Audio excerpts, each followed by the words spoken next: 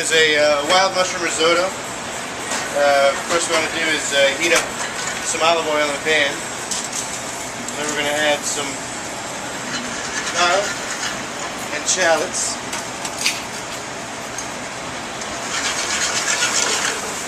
We're just going to let those sweat out a little bit just to give us some flavor. There's a very famous French proverb that mushrooms without garlic and shallots are like a pretty woman with one eye missing something. So, to that we're going to add some scallions.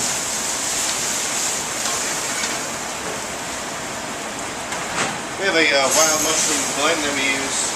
It's chanterelle mushrooms, king oyster mushrooms, and hen of the woods. So throw those into the pan next. And let them get some color.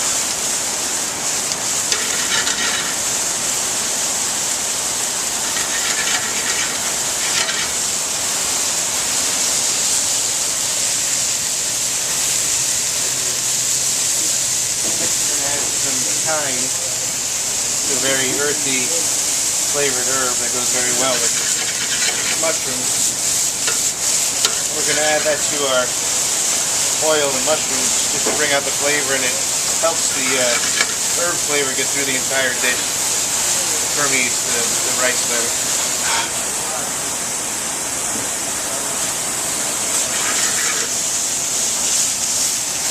Next we'll add some roasted butternut squash.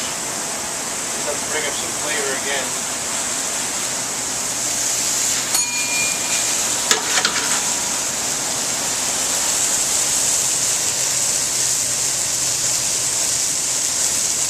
And after that we'll add risotto that we've cooked 3/4 of the way. In the restaurant, if we had to make risotto to order, I'd need 25 guys. So just a little trick.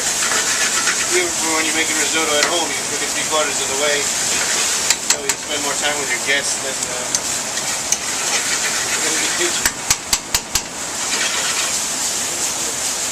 Once all our flavors start to come together, we're just going to add a touch of tomato just to bring up some sweetness. And a little chicken stock. If you wanted to keep it vegetarian, you could use water as well.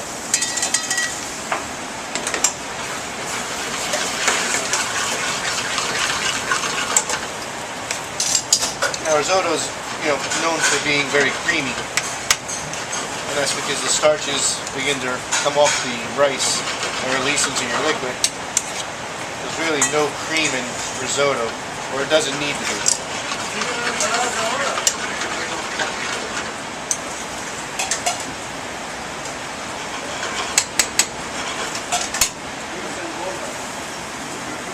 Do you have a spoon over there? Yeah. Hey. Oh, never mind, I got it. So, at this point, when it starts tasting, make sure your seasoning's up to snuff. So I'm going to add a little kosher salt. We use kosher salt because it distributes more evenly, and you end up using less salt. Also, it's easier to grab when your hands are damp.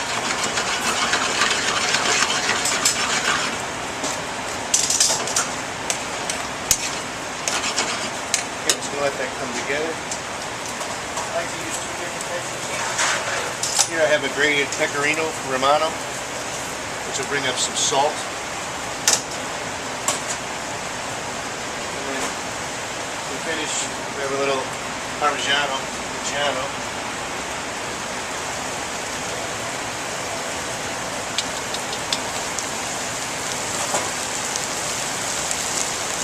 And we'll just throw in a touch of butter. Round it out.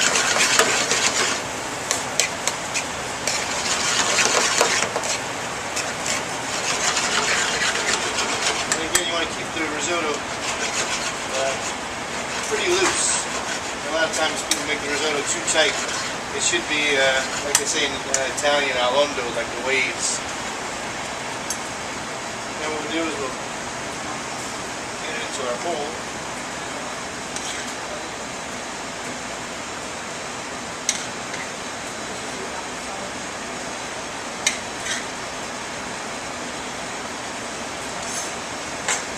Give it another dusting of Parmesan on the way out.